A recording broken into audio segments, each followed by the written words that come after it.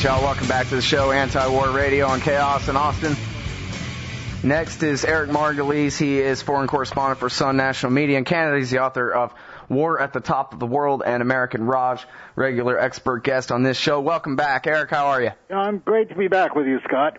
Well, it's good to have you here, and you got a great article that's running on LouRockwell.com today called Seeing Through All the Propaganda about Iran. And I haven't, honestly, I haven't been keeping up with every little Twitter and detail coming in from there because, well, mostly I think there's a lot of hype about it. And also, I'm not too sure that that's where the truth is to be found, weeding through Twitters and so forth. I've kind of been waiting for the Eric Margolises of the world to, write up their impression and that kind of deal. Seems like it's pretty readily agreed that the Ahmadinejad faction stuffed some ballot boxes and so forth. I guess it's still not exactly proven one way or another whether that made the difference. Sort of seems to me like he stole an election he was already going to win anyway. Is that about your take on it? Well, that's exactly my take on it, Scott. And Ahmadinejad, who's reviled in the West, he's a great Satan in the West,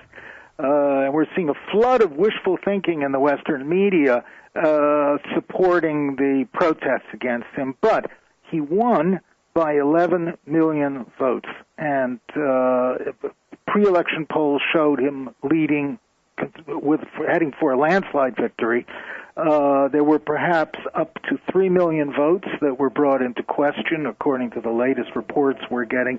It's not a decisive factor, and what happened, as far as we can ascertain, was not so much purposeful stuffing a ballot box, but Iranians can go and vote in different voting stations. Apparently there are no controls on who can move around. So a lot of people did just this. They voted in multiple places. Nevertheless, it was a major irregularity. The opposition was right to squawk like crazy, but I don't think it's going to change the results. Mm-hmm. And, well, now, how many people, what's the death toll in the uprising that came, sort of uprising, all the marches and demonstrations and everything that happened for the week following? How many people have been killed? Do you know? I really don't. I haven't been keeping track of it. The numbers are not large, but they're making a lot of noise. There have been maybe 25, 35. I couldn't tell. The latest was this girl who was killed apparently by a stray bullet and has become a martyr. And, the Western media is in there, given up all pretense of objective reporting and is cheerleading for the latest flower revolution, or the velvet revolution, as they call them, of heroic, downtrodden, liberty-seeking Iranian people trying to fight off the evil Islamists who've been oppressing them. This is a comic book version, as is so much of our foreign affairs reporting. It ain't true. And it clouds actually what's going on in Iran. Well, I want to know what is going on. Let's start with who's this guy Mousavi. Well, Mousavi was one of the figures of the original Iranian Revolution. He was a hardliner. He was involved in the military. He was a close associate of Khomeini, the founding Ayatollah, and he's a fixture in the establishment. But what's happened is there's been a split in the ruling establishment, and in part caused by Ahmadinejad, who's a big mouth and who's gone out of his way to irritate Westerners. He's caused a huge uproar among Jews everywhere by seeming to threaten Israel, to wipe out Israel. He never said that, but his ill-chosen words led to that. He's being accused of wanting to stage another second Holocaust, and he now questions the Holocaust, and he seems to be challenging the West over the nuclear issue. He's intemperate, he's adolescent, he's often downright foolish. And Iran's more wily Islamic politicians within the establishment, notably Hashemi Rafsanjani, the former president, are fed up with Ahmadinejad, and they want him out. But what we're seeing, too, is a split, a class split in Iran. On one side, the people demonstrating in Tehran are mostly young. 60% of the population is under 30. They're westernized. They've all got cell phones. They want modern fashions. They're fed up with the strictures of the Islamic regime. On the other side, you have farmers, country folk, military, pensioners, retired, Orthodox religious people who are very strong supporters of Ahmadinejad. They don't like the city folk, who they feel are spoiled and westernized. And so this is a Kulturkampf, as the Germans call it, a culture clash, as much as it is a political clash. Mm-hmm. Well, now, of course, a lot of people speculate about the influence of the American government here in covert action. Of course, Andrew Coburn and then Seymour Hersh and then the Washington Post and all them. Brian Ross at ABC News talked about the covert action finding by George Bush authorizing the CIA to spend all this money and that kind of thing. But what effect, if any, do you think that has here? In fact, maybe you could address as part of your answer, too. I had Phil Giraldi on the show, I think, a week or two before the election. We were talking about Jundullah terrorist attacks there, and the possibility that the U.S. was doing this because they wanted Ahmadinejad to win, not because they wanted a color-coded revolution to install the friendlier guy, but try to create that reaction against America leading up to the election the same way they did in 2005 when Bush said, you people better not vote conservative, and then they all did. I don't know if our government in Iran, at least, is capable of such sophisticated maneuvering. What is true? We've had the most remarkable outpouring of hypocritical BS coming from the American and British and French media and Canadian media over Iran, and from our politicians saying, they're suppressing dissent, the poor Iranians, and, nobody mentions that we just rigged an election in Lebanon. The U.S. spent a couple $100 million buying votes in Lebanon to rig the election. Yes, and in supporting the pro-Western coalition. Well, I remember reading that was a great victory, but I didn't know about the covert action part. Well, our media, of course, is not poking into it, but there were stories even in our media about how much money was changing hands. Or let's talk about Iraq or Afghanistan, where the U.S. runs, quote, democratic, unquote, elections, where no party that opposes the U.S. presence there is allowed to run. This is hardly a paragon of democracy, but what's never mentioned is the amount of money that has been spent, authorized. Congress voted in recent years, voted money to overthrow the Iranian government. It was the first time, to my knowledge at least, that the U.S. Congress had actively voted funds to overthrow a foreign government that we recognize diplomatically and as a member of the UN. Pakistani sources, intelligence sources, tell me that we in the U.S. have spent $400 million recently in subversion in Iran, arming extremist groups, we would call them terrorists if they were operating against us, and in trying to stir up the pot in Iran, giving them communication devices, the Voice of America, the BBC, all the Western media. I have launched a media blitz in Iran to stir up and support the uprising. So we have been doing it. We did it in Ukraine. We did it in Georgia. We perfected the techniques there, and now we're doing it in Iran. But meanwhile, we're saying, no, we don't have anything to do with it.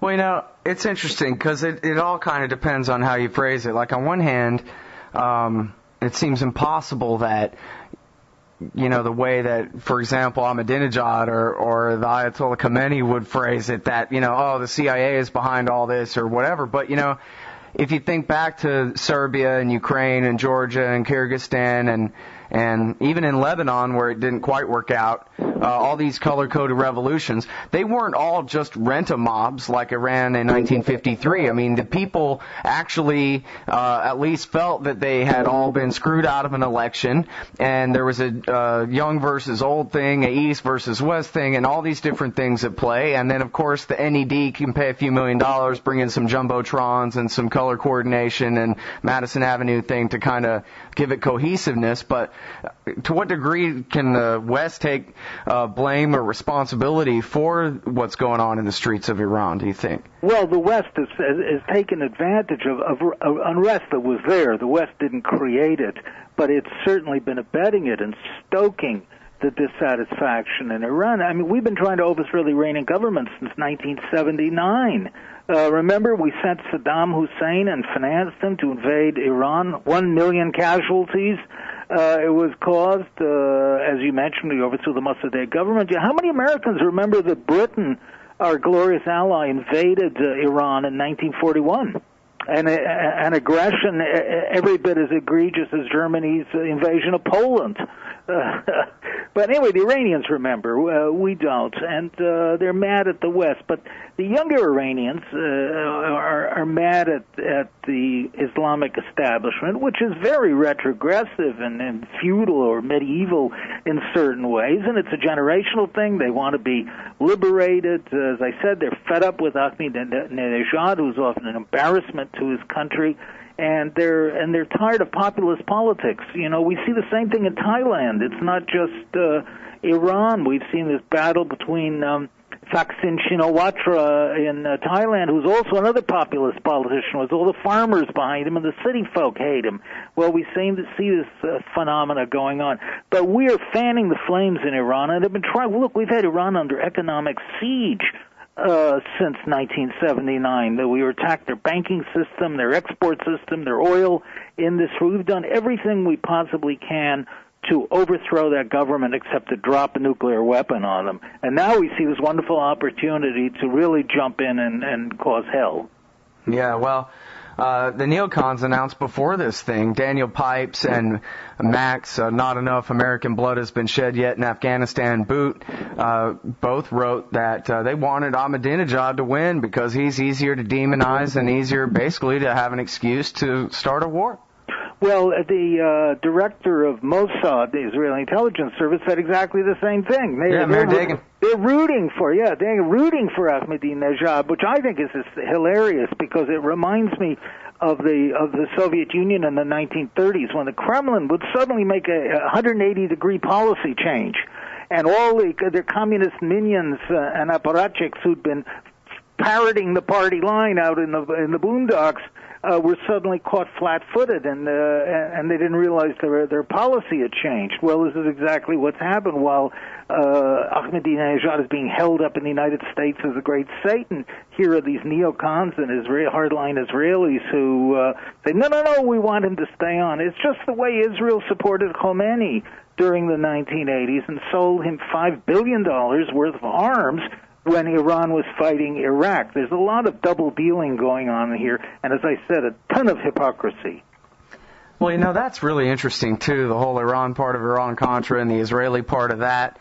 And I guess $5 billion worth, I think you may be implying this went far beyond their role in Iran-Contra. But if the Israelis and the Iranians were able to get along after the revolution through the 1980s and on that level, if Dick Cheney was able to go there in the 1990s and I guess to Qatar or whatever, UAE, and give speeches denouncing Clinton for his unfair sanctions against the very reasonable people of Persia that he wants to do business with, why is it that we are stuck in this fantasy? You know, you talk about a comic book or whatever about the situation on the ground there. How about the comic book that Iran is a threat to America or even to Israel at all?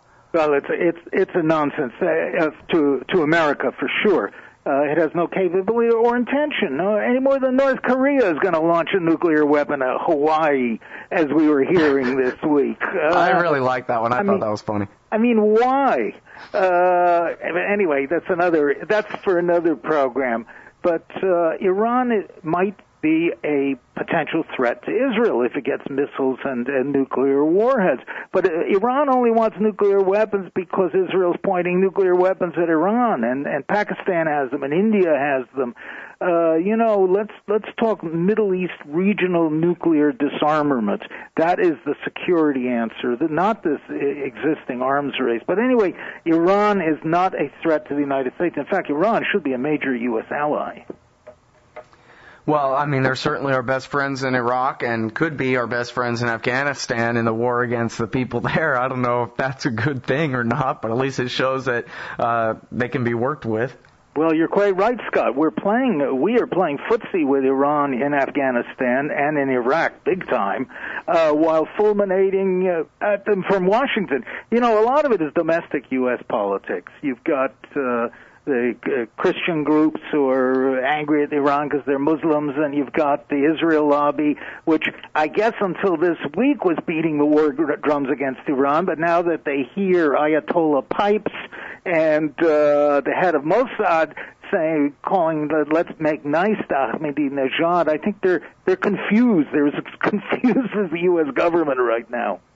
Well, you know, one thing is clear is that this Ahmadinejad guy is terrible. I mean, you look at the way that he has refused to provide cages to serve as free speech zones for the people of Tehran. He's depriving them of their rights. Well, yeah, he's a fundamentalist, populist politician. He's a war veteran. He was a much decorated war hero. He's a real hardliner. He's very bad as a representative for Iran. But as I said, a lot of Iranians like him. You know, they believe they're surrounded by hostile outside forces, and only a really tough guy can defend them. Reminds us of America under George Bush. The two of them had an awful lot in common and used to feed off each other. Well, and isn't all this stuff about Iran's nuclear weapons program just a bunch of hype? I mean, it seems like a pretty bad situation that the entire conversation about Iran is based on the premise that they're making nuclear weapons and we got to stop them. King Obama said so on TV today. And yet there's an official fatwa declaration that nukes are un-Islamic and that they don't want one. And so far there is no evidence and, in fact, no indication, according to the IAEA, that any of their nuclear material has been diverted to a military or other special purpose, as they call it. They're enriching to industrial grade. Even if they wanted to begin making bomb-grade material out of it, they'd have to kick the IAEA out of the country and tell the whole world what they were doing, basically, before that, which would still give us years, if not, or months and months and months, if not years, to bomb them before they get a nuclear bomb. I mean, it seems like the whole structure of the debate is just accepts the premise that it's impossible, that really they just want a civilian nuclear program so they can sell their oil and run their local electricity off of nuclear. I mean, they have domestic sources of uranium and everything. It seems like a opportunity cost kind of a situation, or at least it could be. There's no evidence that it's not. Well, Scott, 16 other nations are doing the same nuclear enrichment for power, which Iran is doing. And yes, the combined U.S. intelligence agency says there's no evidence, as well as the UN, that Iran is working on a nuclear program. But Washington is saying, well, how do we really know? Under a mountain somewhere hidden away, they've got a secret program, and they've got to prove that they don't have nuclear weapons. It's like we did with Iran, with Saddam Hussein. Prove you don't have weapons of mass destruction. I think I saw that Chuck Norris movie when I was a kid. Delta Force 2, I think. A secret nuclear program in the mountain in Iran. I think 1985 or 6. Well, but the thing is that Iran doesn't have nuclear weapons now. It could in the future, and I think it logically it may be likely to do so. And why not? As I said, everybody around Iran has nuclear weapons. Who came down from Mount Sinai and said that only Iranians are not allowed to have nuclear weapons? I mean, it's just an egregiously unfair and unsustainable position. And one of these days, the Iranians, if we push them hard enough and keep up the war drums against them, they're going to develop a nuclear weapon, because they look at North Korea and see that for all our huffing and puffing at North Korea now that they have the nuclear weapons, we're not about to send the Pennsylvania National Guard to go and invade North Korea. Yeah. Well, what's going to happen now? I mean, it seems, at least at this point, that the protests are dying down and it's a done deal, and the Ayatollah is going to, I mean, there are further developments it's not over yet, I mean, but it doesn't look like there's going to be any kind of regime change in Iran at this point. How much more difficult does this make it for Obama, assuming he even really wants to try to work out a deal with them, to do so?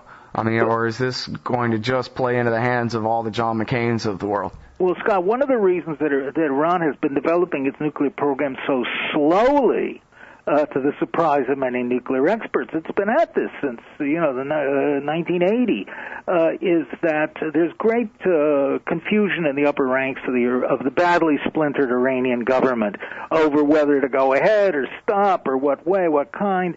And this is going to get worse. The whole Iranian political system is designed, like the American political system, to prevent the emergence of a king or a despot. So power is dissimulated amongst many, many different areas.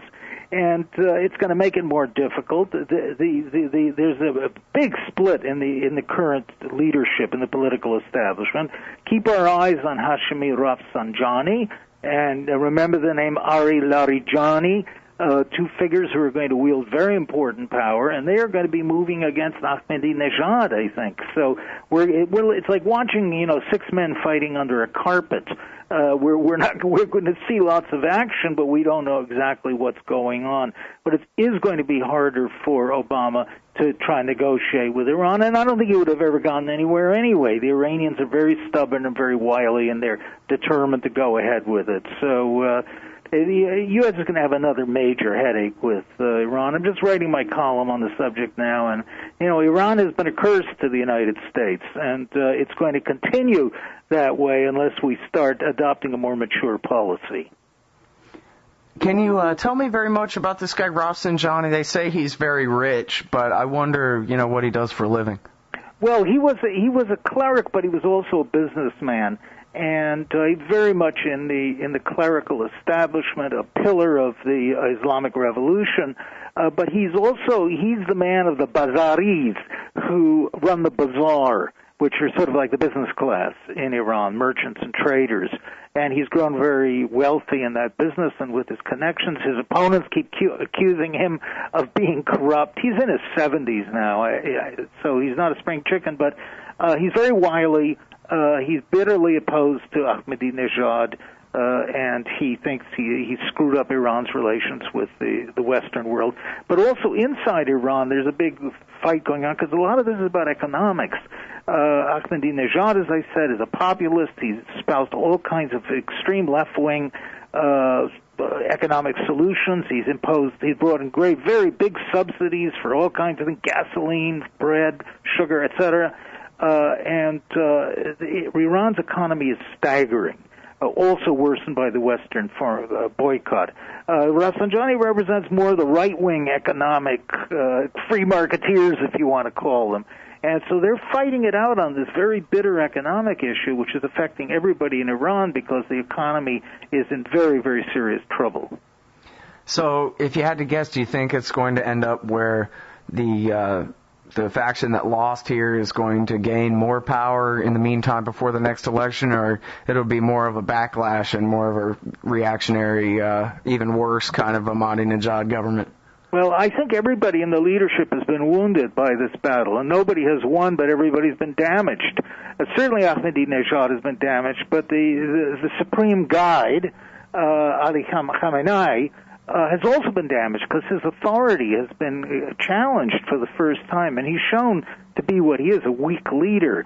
So it's not impossible that he could be removed at some point by the Council of Guardians, which is run by Mr. Rafsanjani.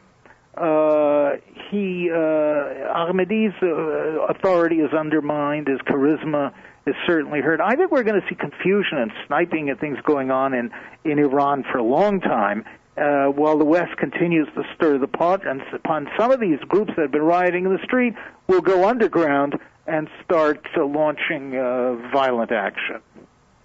Yeah, well, I don't know. I'm so cynical about American intervention that I probably sound like I'm really crass and what have you. I think that having a dictatorship or a police state, an authoritarian government is bad enough, but then you put right-wing religious clerics in charge of it. I pretty much would like to get on my soapbox and complain about theocracy around the world and why the Iranian dictatorship ought to, not shoot its people in the street and so forth. And yet, I'm not really in any position to make those kinds of moral claims coming from where I'm broadcasting from. Well, Scott, as I've been saying, to make myself very unpopular, Iran remains the most democratic government. It's a 50% democracy, a 50% theocracy, but it's the most democratic government from Morocco to India. Forget Israel, maybe Lebanon, and Turkey, but within the Muslim world, within the Arab countries who the U.S. supports, who are really almost American protectorates, no one is allowed to run for office in Egypt, Saudi Arabia, Libya, Morocco, Jordan. This is what the farce is, that we're criticizing Iran while the countries that we control not only don't allow any expression, the slightest expression of democracy, but you remember the one guy who heeded calls to run against President Mubarak in Egypt? He actually came out and announced he was going to run for president. He was promptly beaten up and thrown in jail. Yeah, along with all his supporters in the street. Exactly. So, I mean, what hypocrisy. Iran at least allows elections, which, by the way, Iran has held more elections in that region than most Western countries. I think they've held 10 since they have been pretty fair and pretty well run, the elections. And don't forget, Chicago and Louisiana are not the acmes of Swiss-style elections either. Or Florida. They have Ohio. Chads. Well, they've had pretty decent elections, and they were fierce debates on television in Iran and public criticism. And when did you last hear anybody criticize the king of Saudi Arabia in Saudi Arabia? Nobody who still has his head on his shoulders, that's for sure. So all our little despotisms in the Middle East are completely denied democracy, and we're criticizing Iran for being 50 or 60% of the way there, but not doing it right. Chutzpah. Yeah. Well, hey, as long as I've kept you over time here, can I keep you longer and ask you about AFPAC? Those words, I can't say no. Big Brother calls it AFPAC. That's Afghanistan and Pakistan. I guess they have a point that it's a phony line, that Durand line between the two states there, drawn by the British back in the days. What's the mission there? What the hell who's the war even against in that country, other than, the people who are getting the bombs dropped on them, but who and why? Well, Scott, I'm going to be with Dr. Ron Paul on Thursday in Washington discussing this very question. What on earth are we doing there? Well, we are getting sucked into a widening war. This is classic Vietnam-era mission creep, we used to call it in that day, where the mission keeps expanding and expanding. And, we can't win the war in Afghanistan. Well, we better invade Pakistan, where all our troubles are coming from. And it's madness at this point. What we've done is we've now stirred up a second war in the region.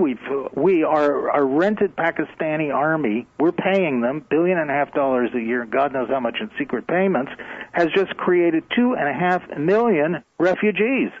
We did it. And we wonder why people in that region hate us and wonder why we're getting terrorist attacks against the United States. It's a mad policy, and unfortunately, the military appears to have completely taken these decisions away from the civilians in Washington and is running its own war. And it's a charge of the light brigade kind of war. It's not going to succeed. Well, a few people wrote about this. Forgot who I'm paraphrasing at this point, but it was a criticism of Stanley McChrystal's testimony before the Senate, where he defined, maybe it was something you wrote. Anyway, McChrystal defined success in Afghanistan as the degree of protection provided to the people of Afghanistan, or some kind of very vague sort of thing where, we're going to stay there for 30 years and there's going to be a Disney World and all this crap like they used to say before the invasion of Iraq. Well, if our generals there are smart and the politicians are smart, they're going to start laying a trail of crumbs now of saying, well, we're there, but not forever, and we have to think about an exit strategy, and we're beginning to accomplish our mission. They've got to leave us a line of retreat so we don't run with our tails between our legs. We can make a dignified withdrawal from Afghanistan, the way we're claiming victory in Iraq. We're not out of Iraq. We're still going to keep troops there, but essentially we didn't really win that war, but we don't look like we've lost it, and that's very important. The problem is we are now tearing apart Pakistan. We are driving Pakistan into a civil war. We're financing it, so we bear total responsibility for it. We're forcing its government to wage war against its own people. The government does not want to do it, but they're bankrupt. They live on our money. We've arm-twisted them to doing that. And we have now raised what we call Taliban on the northwest frontier. It's not Taliban. It's, as I've been saying on this program many times, it's the Pashtun tribes. There are 50 million of them. They're very, very hardy people. They're not easily intimidated. And we have stirred up a major tribal uprising without really understanding what we're doing or what we were getting into. Well, and at least the last number I heard was that as the result of this, I guess, so-called Pakistani assault, although, as you say, it is on America's orders, there are 3 million refugees.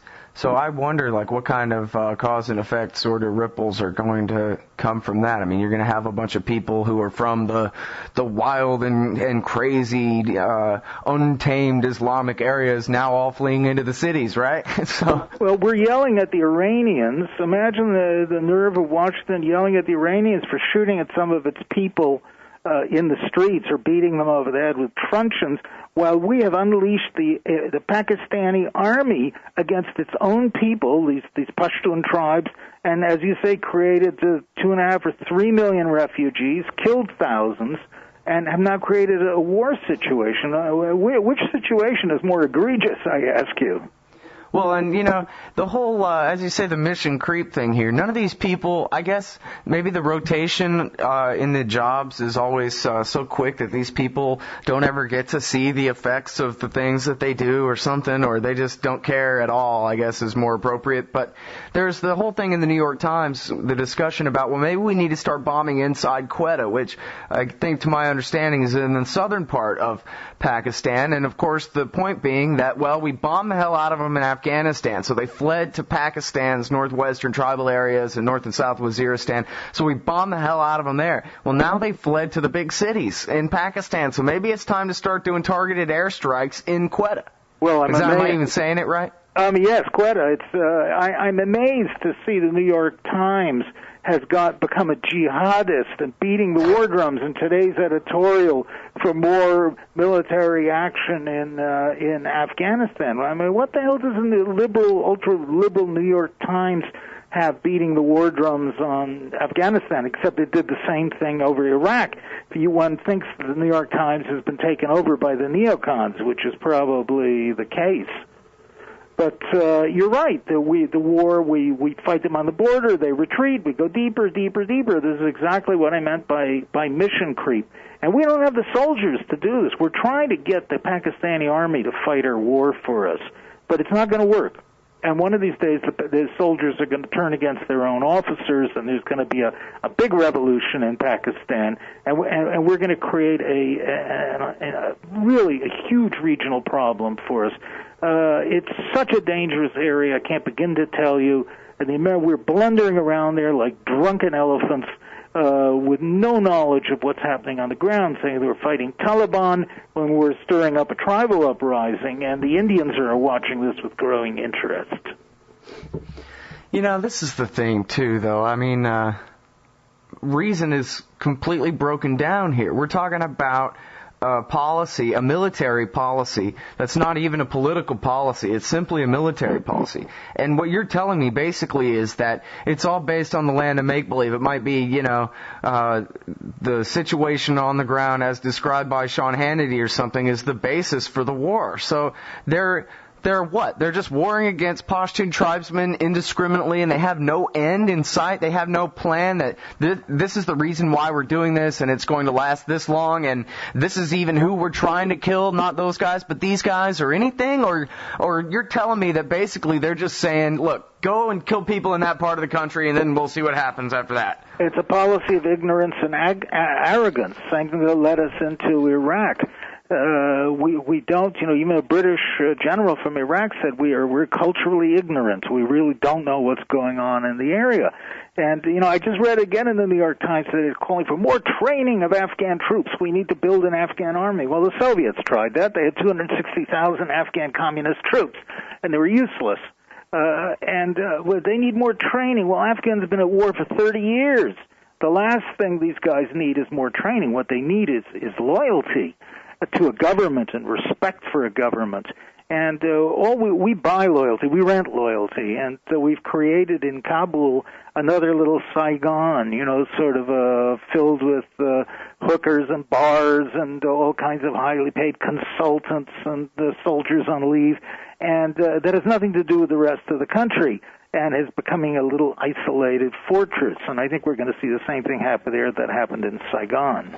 Wow, so where the cape-wearing puppet regime in Kabul, in Afghanistan, is this minority government that couldn't possibly hold up without America supporting it. We're basically taking what was, more or less the legitimate structure of government in Pakistan as far as those things go, and we're turning it into the same kind of cape-wearing nonsense puppet regime that we have in Kabul. We're sapping the last of the legitimacy out of the, so-called legitimacy out of the Pakistani state, turning it over to, I guess, nothing but war to replace the state where it is now. Very well said, Scott. That's exactly the case. Our money always corrupts. Absolute money corrupts absolutely. Yeah. And we have corrupted Afghanistan, which is already up to its ears in corruption, but now that's the icing on the cake, the mixed metaphors, and we bought them lock, stock, and barrel, and a lot of Pakistanis are humiliated by this, and it's a situation that can't continue. We know you can only rent people. You can't buy them permanently. And by the way, we're doing this on every dollar that the U.S. government spends, 50% of it is borrowed money. Well, yeah, of course, that's the whole thing. China's paying for us to wage this war on their western border. I don't know how long that's going to last. Not long. The Indians... India was too smart to get drawn into this. We were trying to bribe the India to send troops to Afghanistan. The Indians wouldn't have any part of it, but the Pakistanis did willingly. Mm-hmm. And that's... I know what I was going to ask you was about the nukes. It's been...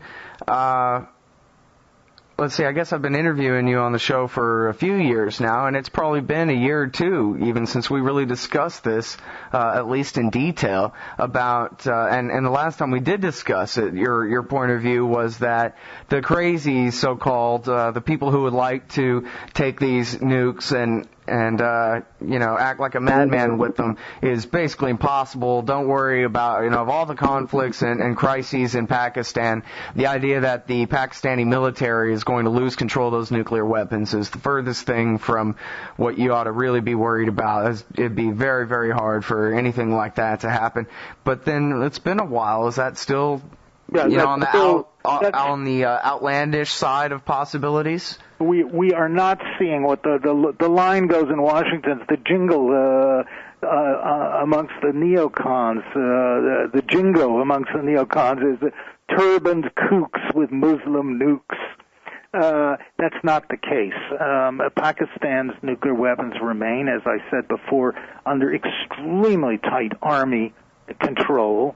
They're nowhere near the frontier, the northwest frontier area. They're all in Punjab, in the center of the country. They're incredibly heavily guarded, and they're all protected by electronic systems, so that they're called permissive links, supplied by the U.S., by the way, so that you cannot activate one of these nukes without all kinds of special secret codes and stuff like that. No turbaned jihadi from the northwest frontier is going to be able to trigger one of these nuclear weapons, or even break it open to get at the warheads inside. The danger, in my view, is not that terrorists, mujahideen, or anybody are going to seize these weapons. It's that, A, the Pakistani army splits at some point when the soldiers get fed up with being America's rent-an army, and younger officers stage a coup and then grab some of these nuclear weapons. That's a potential danger. The other danger is that India is getting more and more involved in Afghanistan. We've permitted it, the United States, and Afghanistan is Pakistan's backyard. It's like a Russian army coming into Mexico, just across the border from the Rio Grande, and The Pakistanis are very upset about that, and the Indians are moving in, and if Pakistan begins to wobble or disintegrate, there's a very high chance, as I've said in the past, that India could intervene, may even try and destroy Pakistan as it destroyed East Pakistan in 1971, which is today Bangladesh.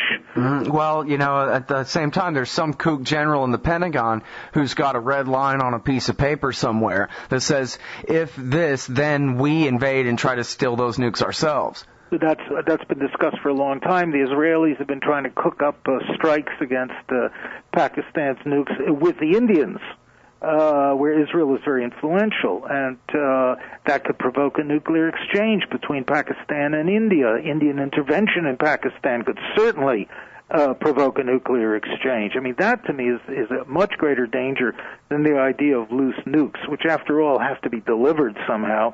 Pakistan has no long-range delivery systems. All right, now I know this is silly, but I wish it wasn't or something, so I'm going to go ahead and ask it anyway. Is there any chance that Barack Obama is trying to get the Pakistani government or, some kind of American special forces group or something to finally just catch Ayman al-Zawahiri and Osama bin Laden so that he can do the right thing and end this thing? Because, as evil as a guy's got to be in order to be able to become the president, at least this guy's not George Bush. He understands that the imperial car is driving off the edge of the cliff here or something. Might he be a smart enough imperialist, a good enough manager of the American empire that he's just trying to get those last two guys so that then they can say that they won? Because, they say, like you said before, declare victory and leave. They can't declare victory as long as the two Goldstein brothers are on TV like that. Well, I've said from the beginning what they should have done is gone and made a deal with Taliban to go and hunt for Osama bin Laden and Zawahiri. Is it too late for that now? No, I don't think it's too late. It's still possible to do. But I think even if bin Laden were captured or killed, the U.S. would still stay on. There are other things driving the U.S. Imperial presence there. And one of Obama's chief advisors on the region, sits on the Saigon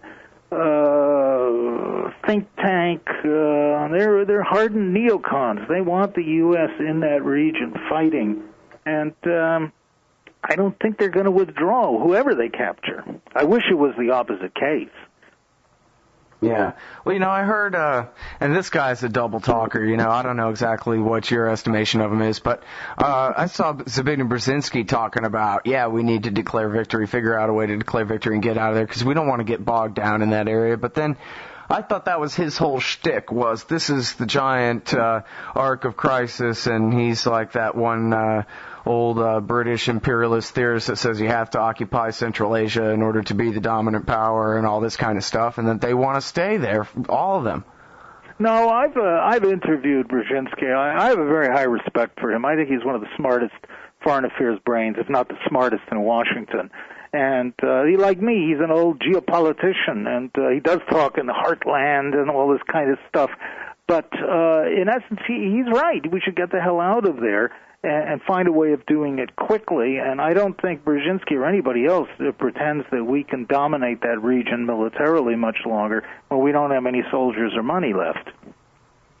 Are there any indications that this assault that they're doing now is actually even attempting to target any Arabs that, Egyptians and Saudi friends of Osama that might be hanging out in those mountains, or on one hand, you're saying these guys know that they're up against the wall, that they're out of money, they're out of troops, they can't do this, and yet the policy is we're going to continue doing this forever, even though there's not even no purpose here at all. They don't even know what the hell they're doing except continuing to kill people. Well, they're going to send more troops.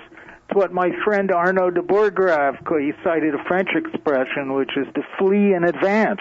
Instead of running away from a problem, you run even quicker towards it, and that's what they're doing. They're making it worse. I think it's just there's no policy thinking in Washington, and somehow the leaders there are convinced that we're fighting terrorism. America's prestige is on the line. We can't lose this war. We got our asses kicked in Iraq, and we can't stomach another defeat. We've hung our hat on this whole terrorism issue. We can't declare, that it doesn't exist anymore. We've dragged our NATO allies into the war, too. What are they going to say if we bug out? They're going to say, who the hell needs NATO, America? Go leave us alone.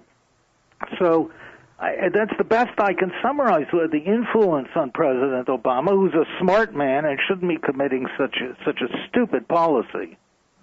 Yeah, well, that's a bunch of bogus excuses, a bunch of prestige to shore up what's illegitimate anyway, an overseas empire.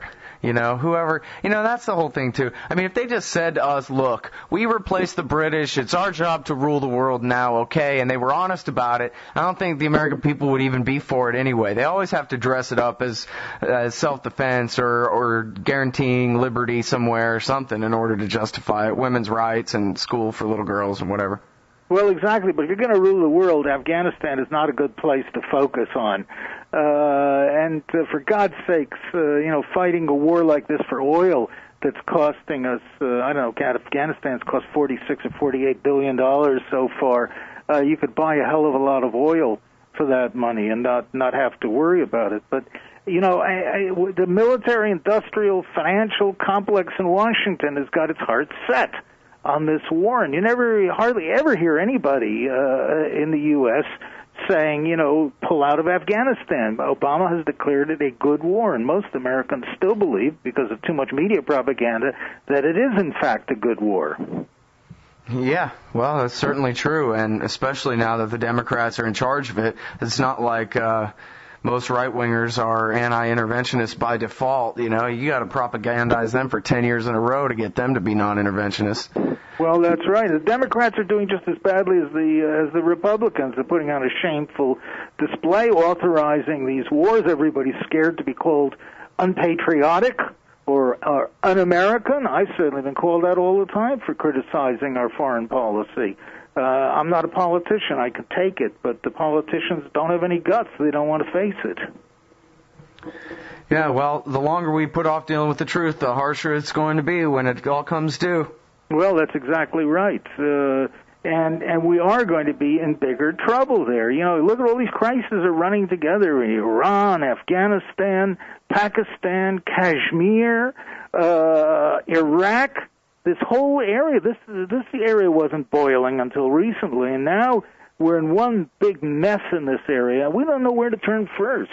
And the last thing we want is for congressmen or senators from South Carolina to be making policy in that part of the world that they couldn't even find on a map if their lives had to depend on it. Yeah, exactly. Watching the Republicans in Congress is just shameful. Actually, this is a little bit of good news, and maybe we can end the interview with a little bit of good news, which is this article in the Huffington Post about how Ron Paul is the most famous and popular U.S. congressman in the world, and how he's interviewed on foreign television stations all the time. And I think the real reason for that is because most people's governments are at least as bad as the American one, and they're all pretty anti-government, and so they really like the way he talks.